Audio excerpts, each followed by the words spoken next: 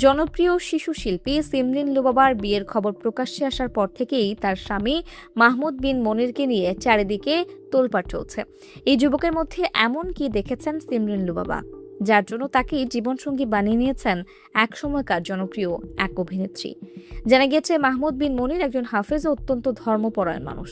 আরও চাঞ্চল্যকর খবর হচ্ছে, মধ্যপ্রাচ্যে বিশাল ব্যবসা আছে হাফেজ মনিরের। বাবার ব্যবসার সুবাদে এখন কুয়েতে থাকেন মাহমুদ বিন মনির। আগে অনিয়মিত হলেও 2021 থেকে নিয়মিত সেখানে বসবাস করছেন তিনি। কুয়েত ও সৌদি আরবে সুগন্ধির ব্যবসা রয়েছে তাদের। গুঞ্জন আছে পারিবারিকভাবে শত কোটি সম্পদের মালিক হাফেজ মনির। অনেকেই বলছেন এত সম্পদ দেখে মাহমুদ বিন মনিরকে বিয়ে করেছেন সিমরিন লুবাবা। তবে এই দম্পতির কাছের মানুষেরা জানিয়েছেন সম্পদের লোভে নয়, বরং হাফেজ মনিরের ধর্মপরায়ণতা এবং সততা দেখেই সিমরিন লুবাবা তার প্রতি আকৃষ্ট হন। কারণ সিমরিন নিজেও এখন তার জীবন পুরোপুরি ইসলামের পথে উৎসর্গ করে দিয়েছেন, যার ফলে তিনিও এমন কাউকে জীবনসঙ্গী হিসেবে খুঁজছিলেন যিনি সিমরিন লুবাবার সাথে দিনের পথে চলতে পারবেন। অবশেষে হাফেজ মনিরের মধ্যেই সেই কাঙ্ক্ষিত সহযাত্রীকে খুঁজে পেয়েছেন সিমরিন লুবাবা।